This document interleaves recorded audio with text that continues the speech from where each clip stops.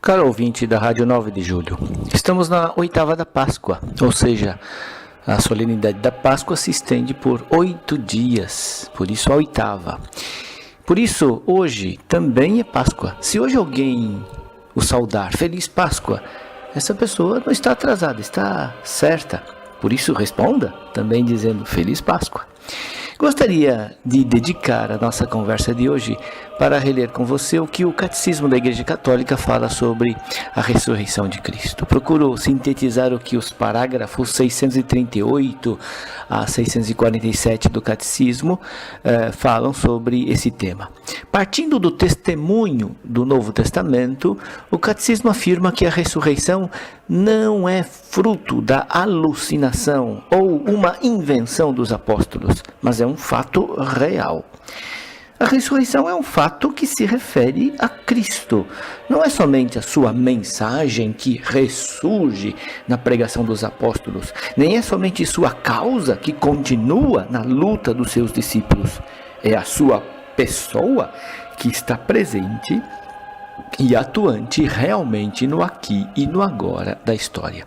Por isso não é correto pensar que seja a fé dos discípulos a ressuscitar ou a manter viva a causa de Jesus. Ao contrário, é o ressuscitado que conduz os discípulos à fé na ressurreição.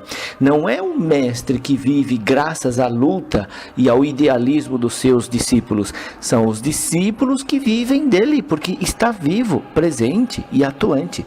A mensagem da ressurreição é de fato testemunho de fé, mas a ressurreição não é produto desse testemunho. Cristo ressuscita em toda a sua realidade pessoal. Não é somente a sua alma que vive. A ressurreição de Cristo é também corpórea. Em São Lucas nós encontramos a passagem: por que estáis perturbados? E por que essas dúvidas em vossos corações? Vede minhas mãos e meus pés, sou eu mesmo. Apalpai e vede, um espírito não tem carne nem ossos, como vedes que eu tenho.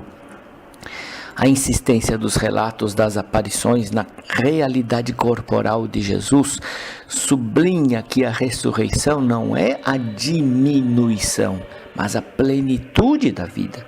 Nesse sentido, a ressurreição não é absolutamente libertação da corporeidade. Pelo contrário, Jesus ressuscita com e na corporeidade.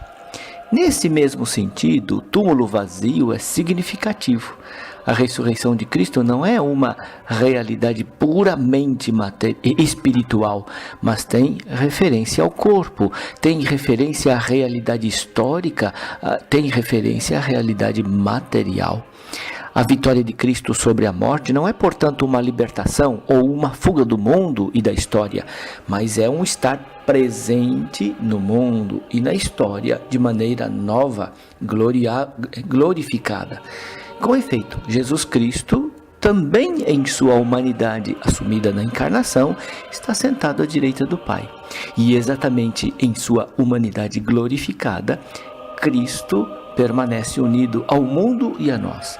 De fato, ele sobe ao céu, não para se afastar da nossa humildade, mas para dar-nos a certeza de que nos conduzirá à glória da imortalidade.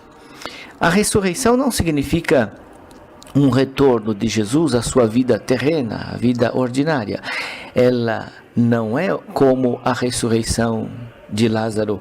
No Novo Testamento, esta verdade se exprime no fato de que o Senhor ressuscitado muitas vezes não é imediatamente reconhecido em suas aparições aos discípulos. Para que os discípulos possam reconhecer Jesus ressuscitado, é preciso que ele se faça reconhecer. Jesus ressuscitado pode ser tocado, come diante dos discípulos, mas ao mesmo tempo ele se subtrai a uma verificação unicamente empírica. O seu corpo traz as marcas da paixão, tanto que os discípulos podem tocá-lo. E, ao mesmo tempo, Jesus não é impedido pelas portas trancadas e pode se apresentar em vários lugares ao mesmo tempo. O corpo glorificado de Jesus participa agora da liberdade do Espírito. além de não ser um retorno à vida terrena, a ressurreição de Jesus tampouco é uma continuação dessa vida. Ele retoma a vida, mas se trata da vida nova, da vida definitiva, própria de Deus.